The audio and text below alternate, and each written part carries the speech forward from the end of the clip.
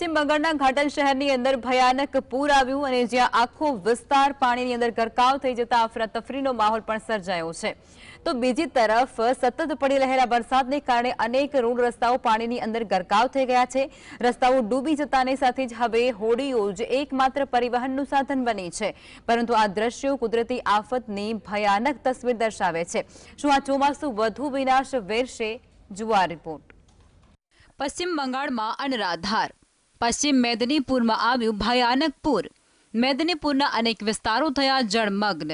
આ વિસ્તારમાં હોડીઓ જ બની એકમાત્ર પરિવહનનું માધ્યમ।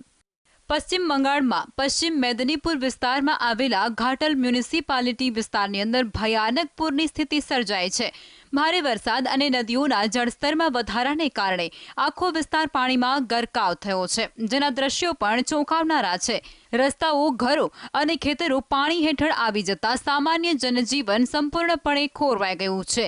લોકોના ઘરોમાં પાણી ઘૂસી જતા તેમને ભારે હાલાકીનો સામનો પણ કરવો પડી રહ્યો છે। In West Bengal, North Bengal is separately we are observing and calculating everything for our working decision to save the people in the North Bengal zone. And in South Bengal, particularly in Paschim Midnapur district, we got the saddest experience of the flash flood with the effect of torrential rain. I never witnessed after 1978 this sort of huge quantum of water coming out from Jharkhand, Purulia, Bankura and get inside the Garbeta 1, Garbeta 2, then hitting the entire arena of Chandrakona 1, Chandrakona 2 block and came down to settle in Ghatal and going a little bit to Daspur 1, Nadajal area. પશ્ચિમ બંગાળના મંત્રી માનસ ભુનિયાએ આ પરિસ્થિતિ પર પ્રતિક્રિયા આપતા જણાવ્યું કે સરકાર પૂરગ્રસ્ત વિસ્તારોમાં રાહત અને બચાવ કાર્ય પૂરજોશમાં ચલાવી રહી છે।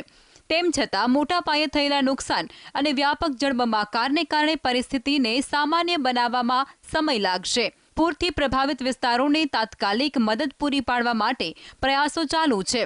ઘાટલના લોકો હાલ કપરા સમયમાંથી પસાર થઈ રહ્યા છે અને તેમને તાત્કાલિક સહાયની પણ જરૂરિયાત છે।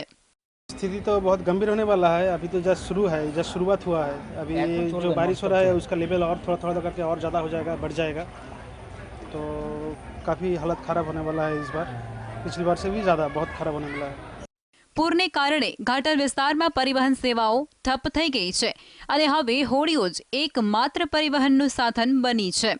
લોકો એક જગ્યાએથી બીજી જગ્યાએ જવા માટે હોડીનો સહારો લઈ રહ્યા છે।